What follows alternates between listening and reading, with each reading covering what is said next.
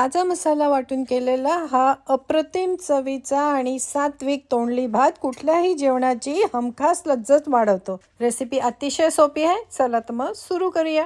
मसाले भातासाठी आपल्याला सर्वात आधी लागणार आहे तांदूळ। मी 1 वाटी बासमती घेतलाय। तुम्ही कोलम, सोना मसुरी, आंबे मोहर किंवा इंद्रायणी कुठलाही घेऊ शकता। 3-4 पाण्याने तांदूळ स्वच्छ धुवून आणि भिजवून ठेवायचा आहे। त्यासोबत आपल्याला लागणार आहे तोंडली भात करायला। तर तोंड्यांचं देख काढून घ्यायची, काळपट काही असेल तर काढून टाकायचं आणि लांब लांब चिरायची आहेत। भातासाठी लांब लांब चिरलेली तोंडली छान लागतात। तोंडली चिरून झाली की बाजूला ठेवून आणि आता करूया वाटणाची तयारी। इथे घेतलं कमी तिखट मिरचीचे 3 तुकडे।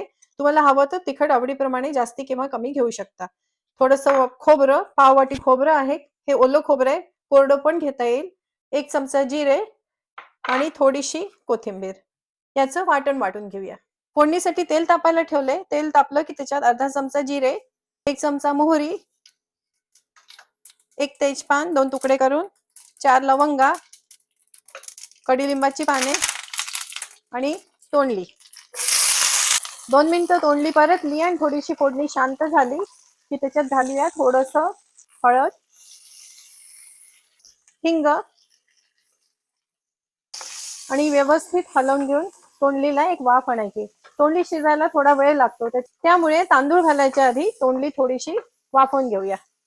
तर झाकण ठेवून तोंडलीला एक वाफ आणायची। तोंडलीला एक वाफ आली आहे, एकदा हलवून घेऊ आणि त्यासोबत घालूया 1 मूठभर काजू। काजू ऐच्छिक आहे, पण मला मसाले भातात काजू खूप आवडतात। काही लोक किशमिश पण घालतात, तुम्हाला आवडत असेल तर तुम्ही घालू शकता। 1 चमचा धन्याची पावडर, 1 चमचा आपला गोडा मसाला आणि 1.25 चमचा मीठ। 1 वाटी तांदूळाला 1 चमचा मीठ पुरतं, पण थोडीशी भाजी पण आहे तर भाजीसाठी आपण पाव चमचा मीठ, असं 1.25 चमचा मीठ घालूया आणि त्यासोबत घालूया आपलं मगाशी वाटलेलं वाटण। हे पण छान परतून घेऊ। 2 मिनिटं परतलं गेलं आणि खोबऱ्याचा छान सुगंध आला। आता घालूया भिजवून ठेवलेला आणि निथळलेला तांदूळ आणि तांदूळ पण तोंडल्याबरोबर 2 मिनिटं परतून घ्यायचा। तांदूळ छान परतला गेलाय आणि कोरडा पण झाला आहे। तर आता घालूया आधण।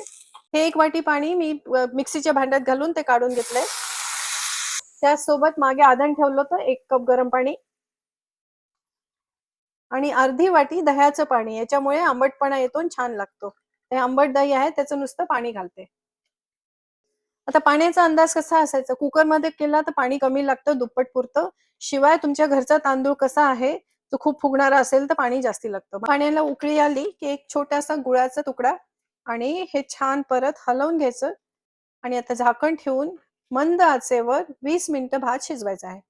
तुम्हाला हवं तर या पॉइंटला तुम्ही कुकरमध्ये शिजवू शकता। गॅस बारीक करूया।